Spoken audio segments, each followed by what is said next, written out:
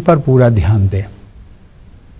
सदर जमहूरिया रामनाथ कोविंद जश्न आज़ादी की मुनासिबत से ख़ुद से खिताब कर रहे थे और सरकार की उपलब्धियों को इस मौके पर उन्होंने आवाम से साझा किया। आगे बढ़ेंगे। ADGP जम्मू कश्मीर मुनीर अहमद खान ने कहा कि पाकिस्तान की जानिब से कश्मीर के लोगों को भड़काने के लिए, उनके प्रोपेगेंडा से निपटने के लिए इक़दाम किए जा रहे हैं।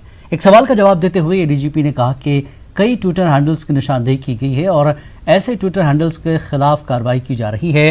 कुछ लोगों की जानिब से श्रीनगर के घंटाघर लाल चौक पर कौमी झंडा लहराए जाने के ऐलान के हवाले से मुनीर खान ने कहा कि ऐसे लोगों के खिलाफ कार्रवाई की जाएगी। Initially, in all the situations we have observed, and you must have also observed, when a new situation arises anywhere, a major situation of law and order, the opposite parties, including the neighboring states, they take the initiative of unleashing the propaganda. You must have seen the videos of 2016 circulating now.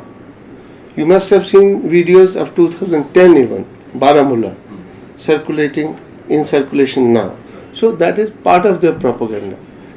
As far as our steps are concerned, rest assured we are taking all the measures which are to be taken to thwart all these attempts, and you will see the results very shortly. आपको इसमें छोटा सा जवाब दे दें कि उनकी पहचान भी होगी और उनके खिलाफ कार्रवाई भी शुरू होगी। सर, आज सुबह एक एफर्ट हुआ था घंटाघर के आसपास। तो एफर्ट हुआ था ना, एफर्ट ही हुआ था। देखिए, जब अभी तो हमारे सामने बैठे हैं, जब ये वो चीज अटेम्प्ट करेंगे उसको जो कार्रवाई करनी होगी हम करेंगे। बट वैसे अलाउड है क्या सर? मैं आपको ये नहीं कहूँगा अलाउड है या नहीं, मैंने आपको बड़े मोटे लफ्जों में कहा। अभी हमारे सामने बैठे हैं, जब वे वैसी कोई चीज करना चाहेंगे, अटेम्प्ट करेंगे, जो कार्रवाई बनती होगी हम करेंगे। साबिक IAS अफसर और जम्मू कश्मीर पीपल्स मूवमेंट के सरबराह डॉक्टर शाह फैसल को पुलिस ने दिल्ली एयरपोर्ट से हिरासत में लिया। बताया जाता है कि शाह फैसल मुल्क से बाहर जाने की कोशिश कर रहे थे जब उन्हें हिरासत में लिया गया। बाद में शाह फैसल को वापस कश्मीर भेजा गया और उन्हें घर में नजरबंद किया गया है। वाज़ेह है कि शाह फैसल 370 हटाने और रियासत की तंजीमों के सख्त मुखालिफ है।